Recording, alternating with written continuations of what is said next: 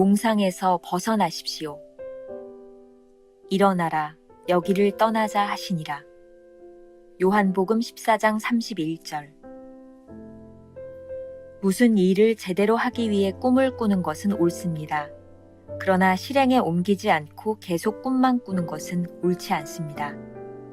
우리는 주님의 놀라운 진리의 말씀을 들은 후 주께서 이제 들었으니 가서 그 모든 말씀을 다시 묵상하라고 말씀하실 것으로 기대합니다. 그러나 주님께서는 몽상을 허락하지 않으셨습니다. 주께서 원하시는 바를 알기 위해 하나님께 나아갈 때 꿈은 유익합니다. 그러나 이미 주께서 우리에게 무엇을 해야 하는지 분명히 알려주셨음에도 불구하고 계속 꿈만 꾸고 있다면 이는 악한 것입니다. 그러한 몽상가에게는 하나님의 축복이 절대로 임하지 않습니다. 따라서 하나님께서는 우리가 이러한 몽상에 빠지지 않도록 우리를 찌르십니다. 그래서 우리로 그 자리에 가만히 앉거나 머물지 않고 앞으로 나아가게 하십니다. 만일 우리가 조용히 하나님 앞에서 기다리고 있는데 하나님께서 이리 와서 따로 앉으라고 말씀하시면 그때는 하나님께서 원하시는 것이 무엇인지를 알기 위해 묵상해야 합니다. 그러나 이미 주께서 말씀하신 후에는 몽상에 빠지지 않도록 주의해야 합니다. 이제 주님 그분을 당신의 꿈과 기쁨과 즐거움의 원천이 되게 하십시오. 주께서 말씀하신 대로 앞으로 나아가 순종하십시오. 만일 당신이 사랑에 빠져 있다면 가만히 앉아서 그 사람과 사랑하는 꿈만 꾸지는 않을 것입니다. 밖으로 나아가 그 사람을 위해 무언가를 하게 될 것입니다. 이것이 바로 예수 그리스도께서 우리에게 원하시는 것입니다. 하나님께서 말씀하신 후에도 계속 몽상만 하고 있다면 이는 하나님을 신뢰하지 않고 있다는 증거입니다. 첫 번째, 꿈이 몽상이 되지 않도록. 우리의 사명의 발목을 잡는 것은 일상에서 찾아오는 절망과 지루함뿐만 아니라 몽상이라는 치명적인 유혹이 있습니다. 몽상이 왜 유혹일까요?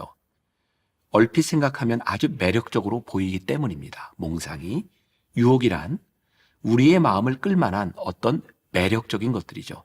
예를 들어서 제자들은 주님의 놀라운 말씀을 들었을 때 이제 들었으니 가서 이 말씀을 다시 묵상하라. 그런 주님의 명령을 기대했을지도 모릅니다. 그러나 주님은 몽상을 허락하지 않으셨습니다. 꿈과 몽상의 차이는 무엇일까요? 챔버스의 이야기입니다. 주께서 원하시는 바를 알기 위해 하나님께 나아갈 때 꿈은 유익합니다. 그러나 이미 주께서 우리들에게 무엇을 해야 하는지 분명히 알려주셨음에도 불구하고 계속 꿈만 꾸고 있다면 이는 악한 것입니다. 꿈과 몽상이 본질적으로 다른 것은 아니나 우리의 꿈이 몽상이 되는 것을 주의해야 된다는 것입니다. 하나님께서 우리들에게 주신 꿈을 몽상으로 만드는 것은 사단의 계략일 수 있다는 것을 명심해야 합니다. C.S. 루이스가 쓴 스크루테이프의 편지라는 책이 있습니다. 삼촌 악마가 조카 악마에게 쓴 편지의 형식을 빌어서 사단이 우리를 어떻게 유혹하는지를 알려주는 아주 흥미로운 책입니다. 이 책에 나오는 이야기 중에 하나예요. 어느 날 사회적으로 유명한 영국의 한 신사가 도서관에서 기독교 서적을 읽고 감동을 받았습니다. 맞아. 내 인생도 얼마 남지 않았는데 하나님 앞에 나아갈 준비를 해야지. 그는 자신의 인생을 회고하면서 진지하게 반성을 하고 있었습니다. 그런데 점심시간이 되었죠. 배가 고프니 점심이나 우선 먹고 신앙에 대한 것은 나중에 생각해 보기로 하지. 그는 식당으로 갑니다. 그런데 그가 점심을 먹고 난 후에 배가 부르니 생각이 달라졌습니다. 인생이 다 그런 거지. 이 나이에 인생길을 바꾼다는 것이 쉽지 않고 집에나 가자. 노 신사는 버스를 타고 집으로 돌아가고 있었습니다. 오전에 도서관에서 기독교 서적을 읽고 받은 감명은 다 사라지고 이전의 모습으로 돌아가 버린 것입니다. 이렇게 만드는 것이 사단의 전략이라는 거죠. 하나님께서 우리에게 주시는 꿈을 가슴에 품고 묵상하지만 행동하지 않을 때 그 꿈이 몽상으로 변질되는 것입니다. 우리가 신앙생활을 하면서 꼭 구별해야 하는 것이 있습니다. 하나님의 음성을 듣기 위해 묵상해야 하는 때가 있다면 그 말씀을 듣고 행동해야 하는 순간이 있다는 것입니다. 하나님께서는 우리가 몽상에 빠지지 않도록, 그래서 그 자리에 머물러 있지 않도록 아프게 찌르신다는 것입니다. 혹시 하나님의 꿈을 가슴에 품은 사람들에게 찌르는 가시가 찾아왔다면 우리에게 움직이라는 명령하시는 주님의 사인이 아닌가 깊이 생각해 보아야 합니다. 음성을 듣고도 행동하지 않는 것은 하나님이 주신 꿈을 몽상으로 만드는 사단의 무서운 전략 때문입니다. 두 번째 주제, 순종이 필요합니다. 챔버스가 견지하는 일관성 있는 신앙의 태도는 순종입니다. 우리의 꿈이 몽상이 되지 않도록 하는 제일 좋은 방법은 순종하는 것입니다. 챔버스의 글입니다. 만일 당신이 사랑에 빠져 있다면 가만히 앉아서 그 사람과 사랑하는 꿈만 꾸지는 않을 것입니다. 밖으로 나아가 그 사람을 위해 뭔가를 하게 될 것입니다.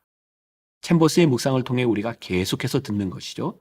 하나님의 음성이 우리와 함께 하지만 모든 사람이 그 음성을 듣는 것은 아닙니다. 하나님의 음성에 귀를 기울여야 합니다. 더욱 중요한 것은 그 음성을 구별하는 지혜가 필요한 것입니다. 오늘 말씀은 어쩌면 그 완성과도 같은 것이다 라는 생각이 들었습니다. 우리들에게 들려진 하나님의 음성이 분명하다는 확신이 들 때 순종하며 움직여야 된다는 것이죠. 오늘 본문인 요한복음 14장에서 예수님은 십자가를 지시고 순환을 당하시기 전에 제자들에게 많은 말씀을 하셨습니다. 그리고 제자들에게 말씀을 마치신 후 일어나서 여기를 떠나자라고 말씀하십니다. 사명을 감당할 곳을 향해 움직여 나가자라는 말씀이죠. 이러한 챔버스의 태도, 챔버스의 생각은 그의 여러 책에서도 보여지고 있는데 특별히 오스왈드 챔버스의 산상수훈에 보면 이런 글이 있습니다. 예수님께서 주님의 제자들에게 하신 가장 위대한 말씀은 벌이라는 것이다. 제자로 부름을 받았을 때 우리는 주님의 말씀에 삶을 걸고 주만 온전히 신뢰해야 한다. 주님께서 우리에게 모험을 하게 하실 때 그 순간을 놓치지 말고 잡으라. 여기를 떠나자라고 말씀하실 때 순종하십시오. 순종은 하나님의 손을 붙잡는 열쇠입니다. 오늘 하루 이런 질문을 가지고 하루를 지나볼까요? 꿈을 꾸고 있는 당신에게 이제는 떠나라. 음성이 들리시나요? 그렇다면 주저없이 떠날 용기를 달라고 기도하십시오. 짧은 기도로 마무리하겠습니다. 오늘 우리가 하나님 앞에 간절히 기도하는 것이 있습니다. 우리의 꿈이 몽상이 되지 않도록, 하나님께서 우리 가슴 깊이 주신 비전이 몽상으로 끝나지 않도록 우리에게 용기를 허락하여 주옵소서. 오늘 누군가에게 지금 거기를 떠나라고 말씀하실 때 하나님, 믿음으로 떠나겠습니다. 순종이 있게 하여 주옵소서. 예수님의 이름으로 기도했습니다. 아멘.